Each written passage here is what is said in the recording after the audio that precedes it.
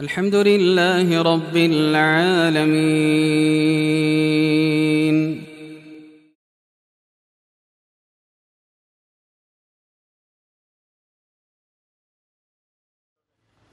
Bismillahirrahmanirrahim.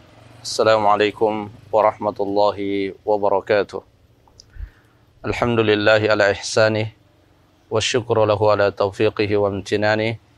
Asyhadu an la ilaha illallah wahdahu la syarika lah ta'ziman li sya'nih wa asyhadu anna Muhammadan abduhu wa rasuluh adda'i ila ridwanih. Amma ba'd. Ikhwatal iman rahimani wa rahimakumullah. Perkara yang kita semua mengetahuinya, bahwa teladan terbaik kita setelah Rasulullah SAW adalah para sahabat-sahabatnya. Sejarah mereka telah meninggalkan untuk kita semua teladan yang kita dituntut untuk mencontoh dan mengikutinya.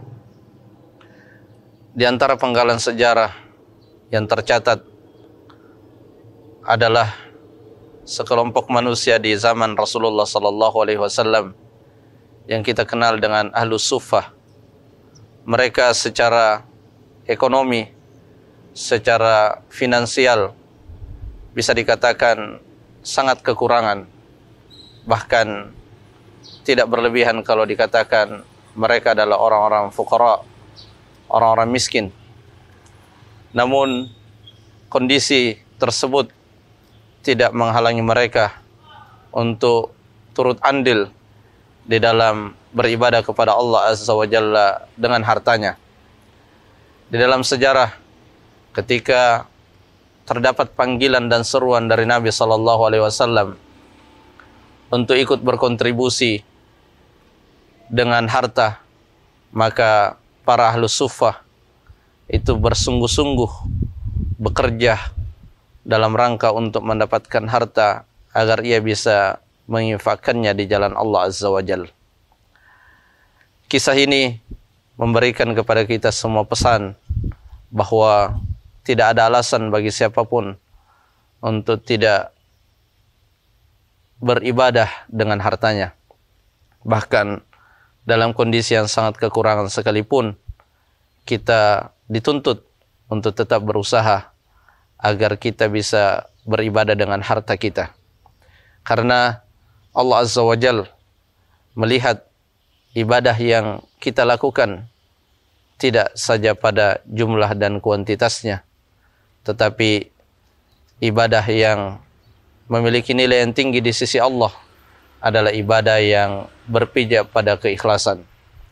Ketika suatu ibadah bisa kita tunaikan dengan penuh keikhlasan, meskipun dengan jumlah yang sedikit, maka sangat mungkin nilai daripada ibadah kita tersebut besar di sisi Allah Azza wa Jalla. Al-Imam Ibnu Mubarak rahimahullah pernah berkata, "Kam min amalin saghirin tu'azzimuhun niyah, wa kam min amalin kabirin tusaggiruhun niyah." Betapa banyak amalan yang kecil dalam pandangan manusia, tapi bernilai besar di sisi Allah Azza wa Jalla disebabkan oleh niatnya. Dan sebaliknya, betapa banyak amalan yang besar dalam pandangan manusia tapi menjadi nihil dan kecil di sisi Allah juga karena niatnya. Oleh sebab itu, meskipun kita berada dalam kekurangan, tapi jangan pernah kita lewatkan untuk ikut di dalam mengambil peluang dan kesempatan untuk beribadah dengan harta kita. Karena ibadah di dalam keadaan kekurangan itu adalah ibadah yang sangat afdal, sebagaimana dikatakan oleh Nabi SAW ketika beliau ditanya oleh salah seorang sahabatnya tentang sedekah yang paling afdal. Beliau mengatakan, "Anta tasaddaq," engkau bersedekah, "wa anta sahihun syahihun takhshal fakar wa ta'malul ghina."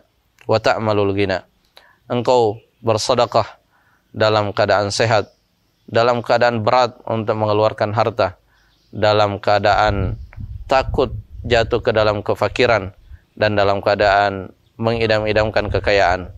Ketika kita mampu bersedekah dalam situasi seperti itu, maka nilai sedekah kita sangat afdal di sisi Allah Azza wa Jalla. Semoga nasihat yang singkat ini bermanfaat. Wallahu ta'ala alam bissawab.